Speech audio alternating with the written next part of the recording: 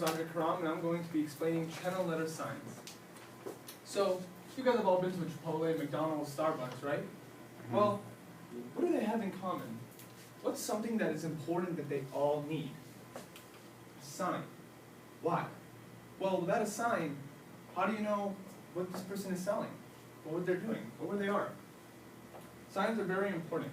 As long as there's supply and demand, there will always need to be signs.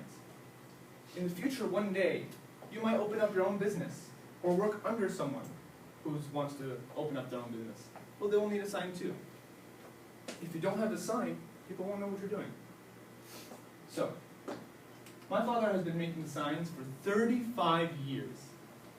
He first made signs when he was in Syria, but then he came to America when I was 3 years old and started up his own business, a sign shop. When I turned 12, I joined family business. And I am now 18. So from 12 to 18, I've learned a lot. I've learned how to build every single sign imaginable. Vinyl, neon, channel letter, banners, business cards, you name it. But I want to focus on channel letter signs. So let's begin. First, I will explain, I'm going to be explaining the entire process.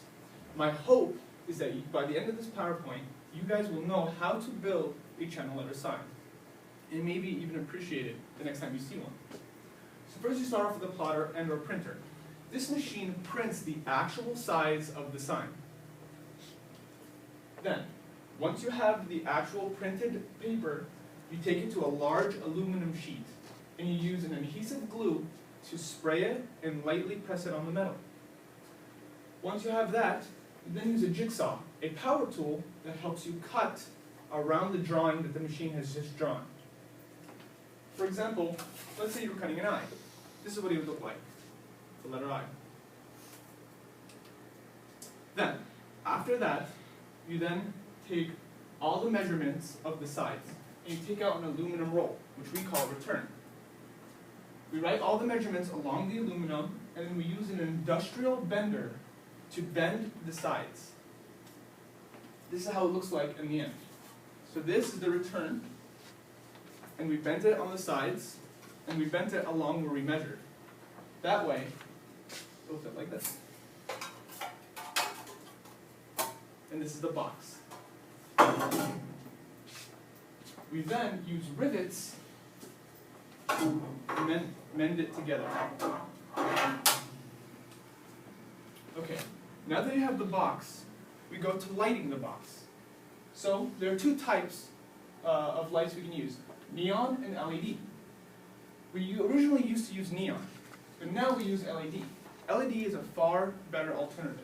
Why? The initial cost. LED is a little more expensive in the beginning when it's first being installed, but later on it becomes way more cost effective. Repair. If a neon breaks, the whole sign goes out. But if one piece of LED breaks, not the whole sign will go out, just that one bulb. So it's easy and cheap to fix. Safety. Neon is hazardous. It takes anywhere from 1,000 to 15,000 volts of electricity to turn it on. If you touch it, that's so great with electricity that you will be shocked and you won't be able to let go. But LED is safe because it only takes 12 volts. You can touch it while it's on, you won't even feel it. And because it takes less electricity, LED will make your electricity bill lower at the end of the month. So, once we take our LED, so these are examples of LEDs, you then stick it onto the metal right here. Then, now we're moving on to making the face. Now the face is the part that everyone sees, so you have to be very careful when making it. So, just like we cut the aluminum, we're going to use the plotter to print the actual size of the letter and place it on a plastic sheet instead of aluminum. Then we use the same tool, the jigsaw, to cut the shape, the eye. And just like the letter, we need a border. Except this time, instead of using aluminum, we're going to use a piece of plastic called trim cap. Now trim cap is plastic, So it's very flexible, which means when we bend it, it won't stay in place. So what we have to do in order to make it is we need to place it on the table and put nails as we work to hold the trim cup in place. Then when it's in place, we use this special glue, 4SC, because it melts the plastic. And it's hard to use this because if you drip it on the plastic, like I said, it melts, so it'll leave a stain. You must be very careful when making the face, because that's what the customer is most concerned about. So, once the face is complete, and the glue is dry, you're left off with this.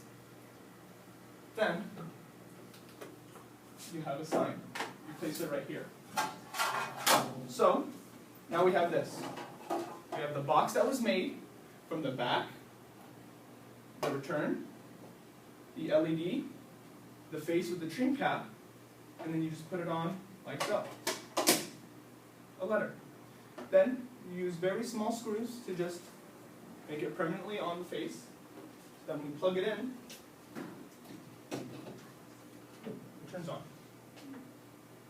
That's channel letter. Now, I have just informed you how to make a channel letter sign. First you get the metal and you cut it. Then you get to return and bend it using the measurements. Then you place LED. After placing the LED, you make the face using plastic and trim cap. Then you put it all together to get a beautiful sign.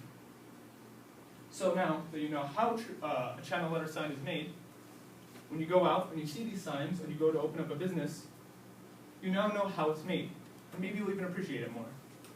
Thank you.